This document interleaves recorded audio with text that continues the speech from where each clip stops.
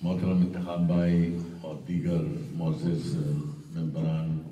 Human right network Sindh, मुझे बहुत ज़्यादा खुशी है कि हमारे मुल्क में और सारी दुनिया में इंसानी हुकूक़ की पामाली धड़ल्ले से हो रही है और कोई इस पर आवाज़ बुलंद करने वाला नहीं। इतने बड़े बड़े इदारे बने हुए हैं, जिसमें अक़वाम मुत्तहिदा भी है, जिसमें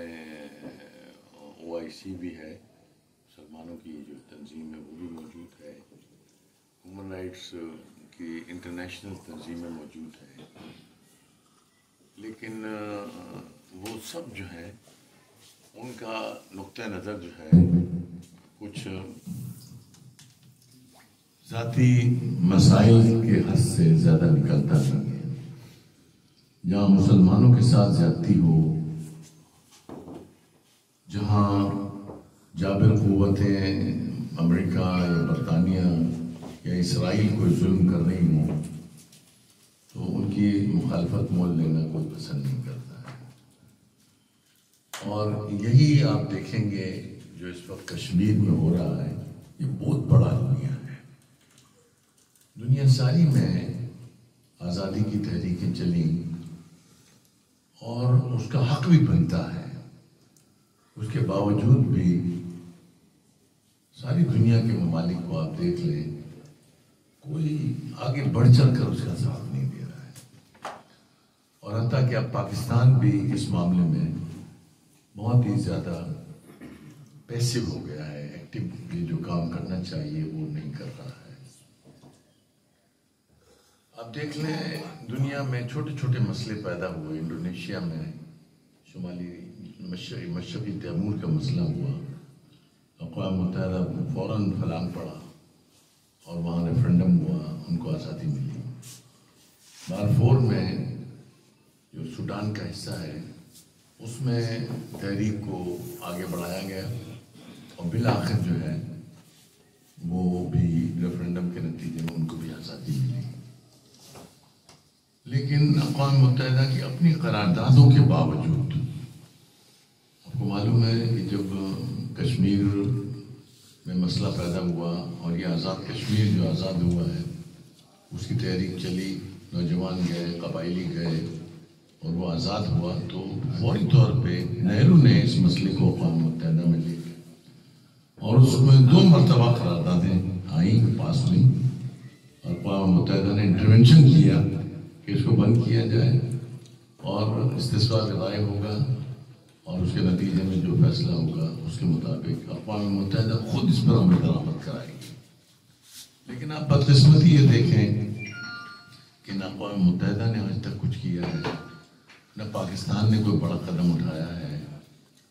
और न ही हम आप देख रहे हैं कि इस्लामी ममालिक ने कोई साथ दिया।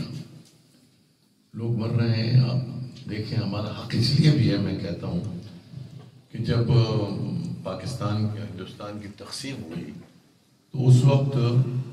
ये बात तय हुई कि जहाँ पर हिंदू मेजॉरिटी है वो इंडिया में जाएंगे और मुस्लिम मेजॉरिटी है पाकिस्तान में जाएंगे,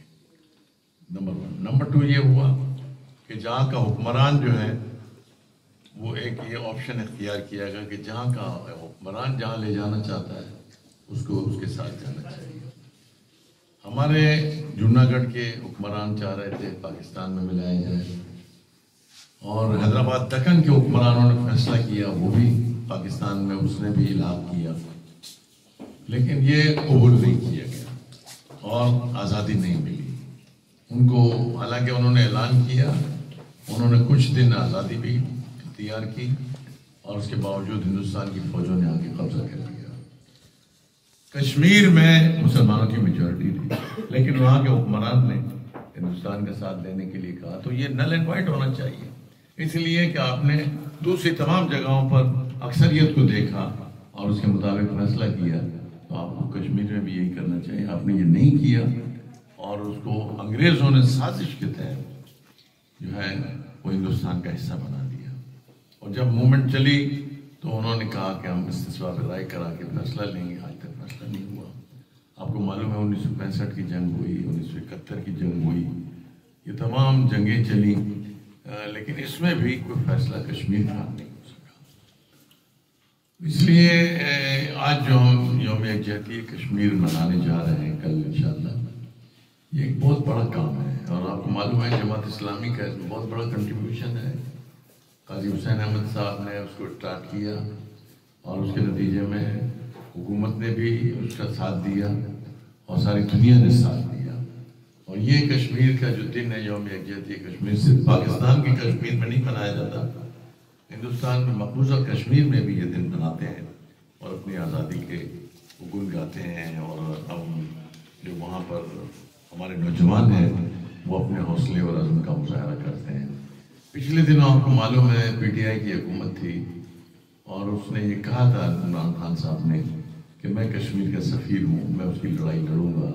اقوام متحدہ میں گئے، وہاں پر بھی بڑی باتیں کی، لیکن 5 اگست 2019 کو جب اس کو شامل کیا گیا، انہوں نے 370-35A کے مطابق ان کو جو تحفظ ملا تھا اس کو ختم کر کے انہوں نے ہندوستان کی ریاست کا حصہ بنا دیا۔ متنازع جو علاقہ تھا تو اس پر انہوں نے کوئی جدوجہد نہیں کی۔ پھر پی ٹی آئی کی پی ڈی ایم کی حکومت آئی، انہوں نے بھی آپ دیکھ رہے ہیں کہ حکمرانوں کی طرف سے یوم کشمیر کے لیے کوئی جدوجہد نہیں۔ جماعت اسلامی ماشاءاللہ لگی ہوئی ہے، عوام میں بھی ایک جذبہ اور شوق ہے ہو رہا ہے۔ تو اس لیے ہم جو کرنا چاہتے ہیں وہ یہی ہے کہ کشمیر کی آزادی کی جدوجہد میں ہم سب کو بڑھ چڑھ کر حصہ لینا چاہیے۔ جو مظالم ہو رہے ہیں آپ دیکھ رہے ہیں کہ وہاں پر کرفیو لگا ہوا ہے، وہاں پر کاروبار بند کر دیے گئے ہیں، کھیتی باڑی جو ہے اس کو نقصان ہو رہا ہے، ان کی معیشت ڈوب رہی ہے، اور اس سب کے باوجود بھی نہ ہندوستان کچھ کر رہا ہے، نہ اقوام متحدہ نے کچھ اقدامات کیے ہیں۔ کشمیر تو آپ کو معلوم ہے کہ قائد اعظم نے کہا تھا کہ ہماری شہرک ہے، اور ہمارے لیے جو ہے یہ اس کی آزادی سب سے زیادہ مقدم ہے، لیکن اس سب کے باوجود بھی حکمرانوں نے خاموشی اختیار کی ہے۔ اس لیے میں محسوس کرتا ہوں کہ متنازع اس کی جو حیثیت ہے اس کو بحال ہونا چاہیے، جو انہوں نے اعلان کیا ہے وہ ختم ہونا چاہیے، اور کشمیریوں کو استثمار میں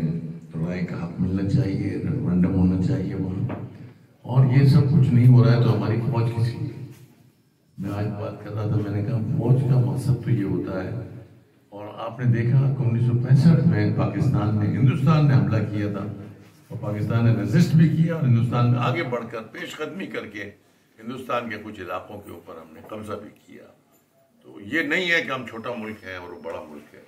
ایمان اور انسان جو ہے ایمان اور حوصلے سے لڑتا ہے۔ آج آپ دیکھیں غزوہ بدر میں مسلمانوں کے پاس کچھ بھی نہیں تھا، لیکن اس سب کے باوجود بھی مسلمانوں نے جب عزم اور حوصلہ کیا تو ماشاءاللہ انہوں نے جو ہے الحمدللہ ایک دنیا کا ایسا فیصلہ ہوا کہ کفر اور شرک جو ہے وہ سرنگوں ہو گیا، اور اسلام کا مستقبل روشن ہو گیا۔ غزوہ احد میں آئے، پھر غزوہ خندق میں آئے، پھر ماشاءاللہ امریکہ جتنی بڑی طاقت تھا روم اس وقت جو ہے، اور اس بڑی طاقت کے سامنے جب مسلمانوں کو اشارہ ملے کہ وہ حملہ کرنا چاہتے ہیں تو نبی کریم